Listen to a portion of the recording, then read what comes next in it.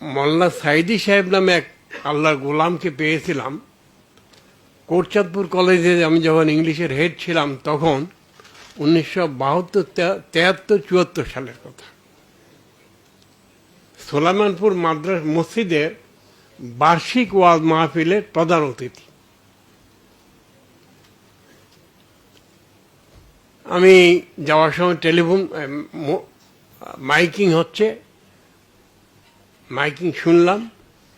তখন আল্লাহ শব্দটা শুনলেই কলিজা জড়িয়ে যেত, সেই সময়ের কথা আমি বলছি।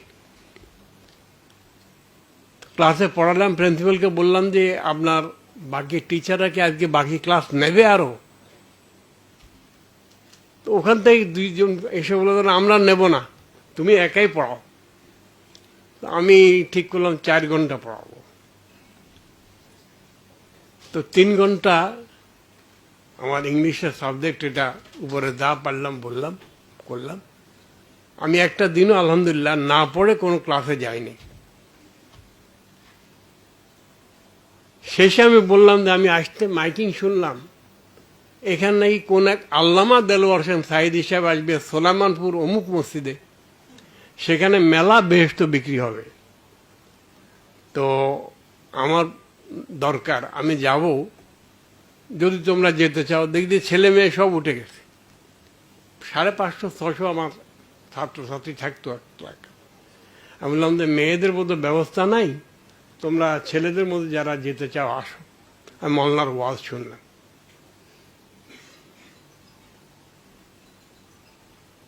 আমি কথাটা এই জন্য বলছি, এটা আমার জিন্দেগির, আমার নিজের জন্য শিক্ষা। পরে ওনাকে দোকানে, বাজারের ভিতরে একটা দোকানের দোতলায় রাখছে। আমি সকালবেলা ফজর পড়ে মসজিদে ওনার সাথে দেখা করতে গেলাম। ওনাকে বললাম যে মাওলানা, কালকে তো আমি বেস্টে কিনতে গিয়েছিলাম, কিন্তু একটা বেস্ট আপনি বিক্রি করেন নাই।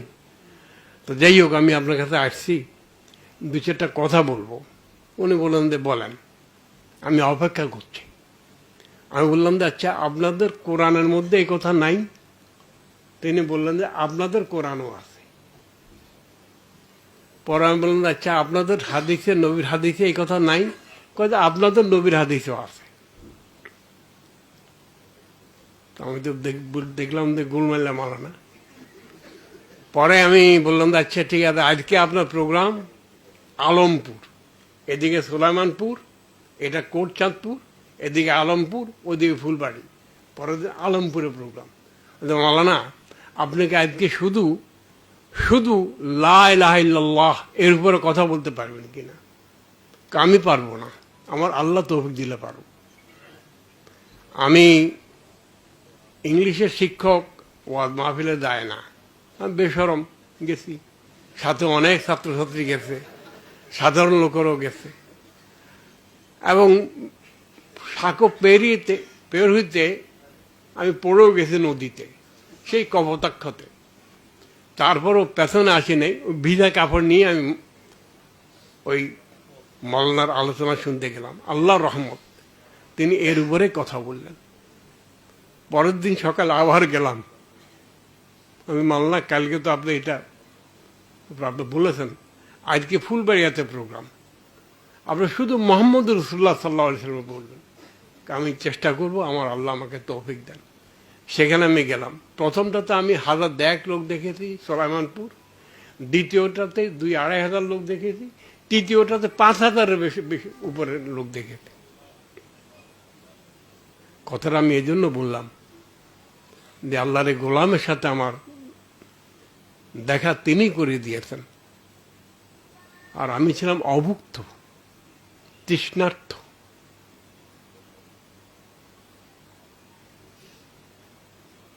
আমার ক্যান্সার হয়েছে, আমি আল্লাহকে শিকায়ত করি নাই।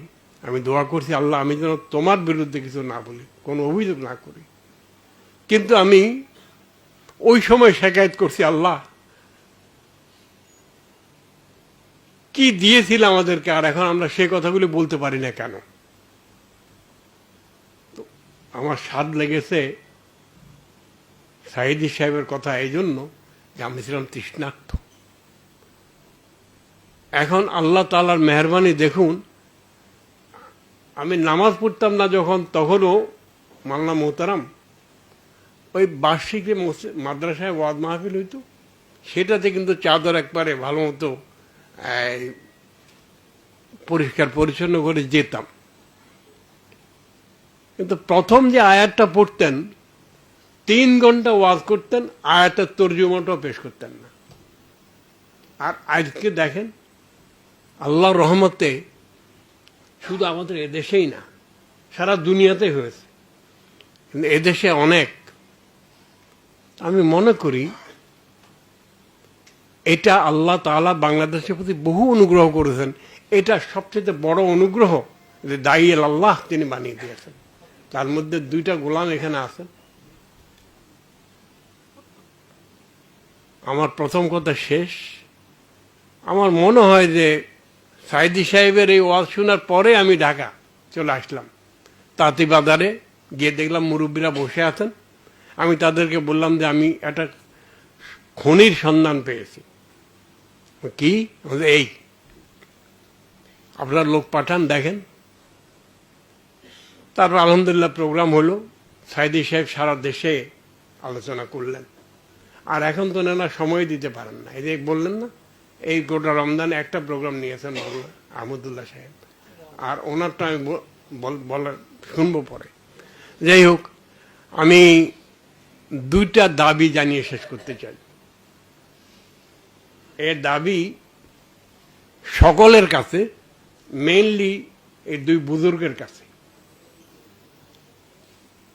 আগের দিনে কিন্তু বড় বড় বিল্ডিং করে এই দিনী মাদ্রাসা হতো না। একজন উস্তাদকে কেন্দ্র করেই দূর দূরান্ত বহু দূর থেকে, দূরের দেশ থেকে লোকেরা পড়তে আসত।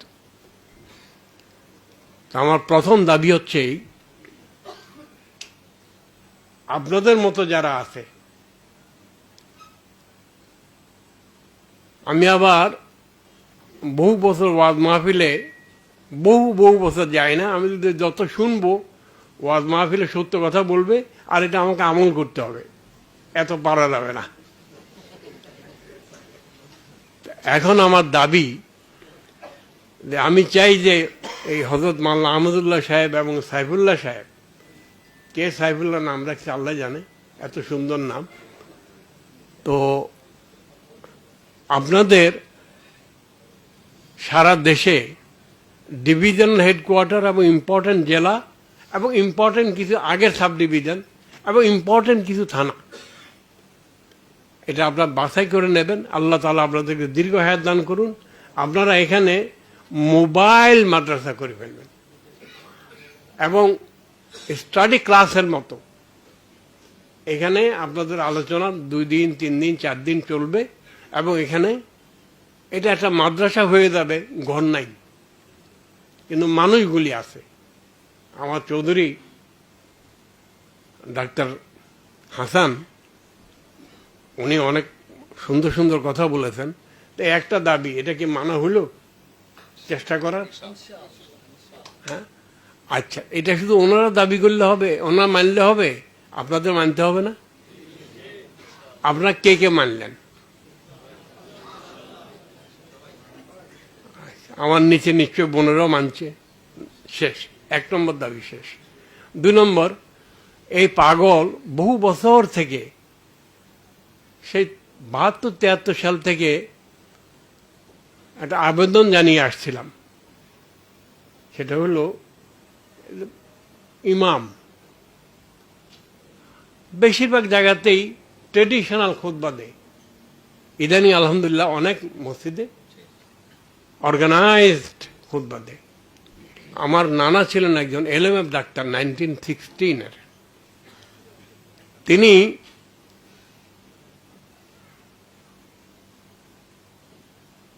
বছরের প্রথম 3 মাস যত রুগী আসুক, চিকিৎসা শেষে তৌহিদের দাওয়াত দিতেন। 4 মাস, প্রথম 4 মাস তৌহিদের দাওয়াত দিতেন এই অল্প সময়ে। তারপরে 4 মাস রেসালাতের দাওয়াত দিতেন, না সরি 3 মাস রেসালাতের দাওয়াত দিতেন। তারপরে আখেরাতের দাওয়াত দিতেন। আর শেষে কোরআন এবং হাদিস এর দাওয়াত দিতেন, সারা জিন্দেগি করেছেন এটা।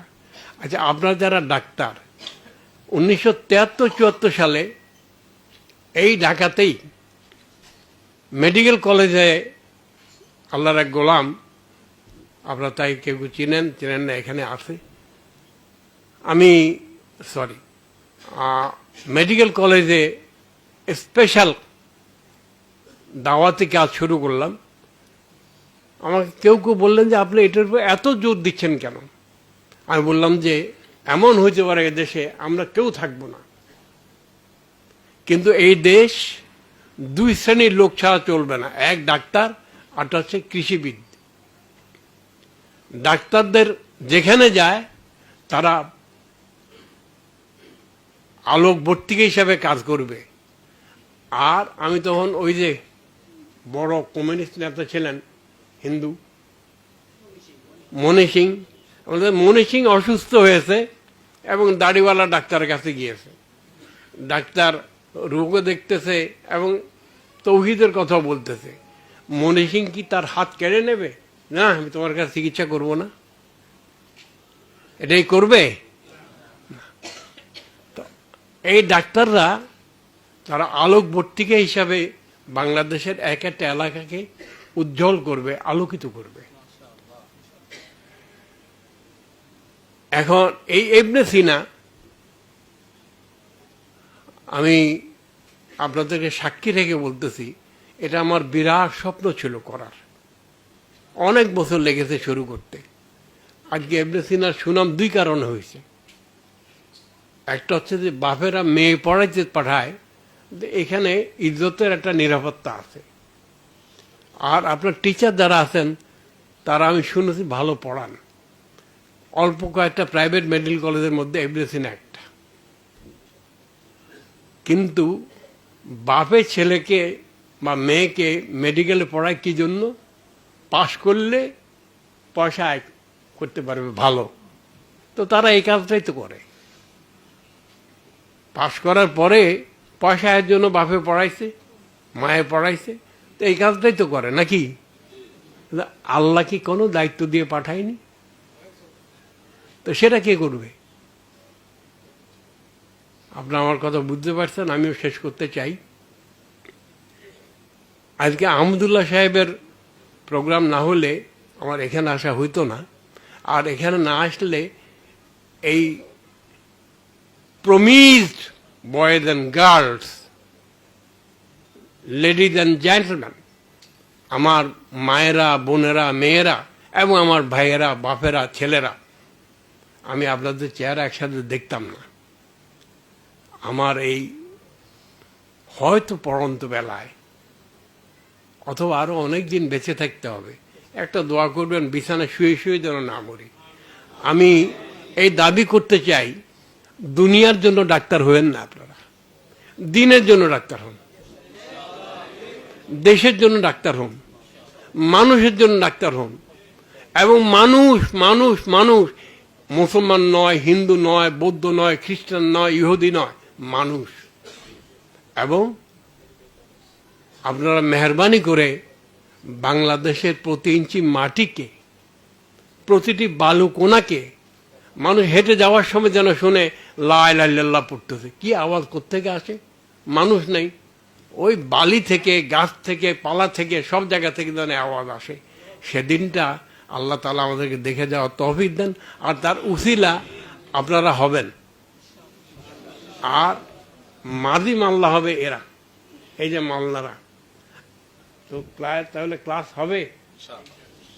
মাল্লা সাইদি সাহেবকে আমি বলেছিলাম যে মাল্লা আপনি এটা শুরু করেন, বর্ষাকালে ওয়াজ করা যায় না বাইরে, ঢাকাতে এবং বিভিন্ন জায়গাতে হলে শুরু করেন।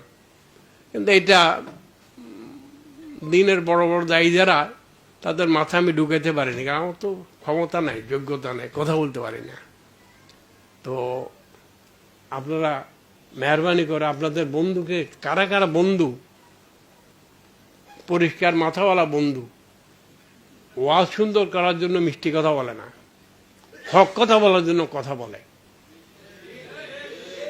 তাদেরকে আপনার মেহরবানি করে এই ক্লাস অনেক টিচার দরকার আমাদের। সারা দেশ অন্ধকারে ছেয়ে গেছে।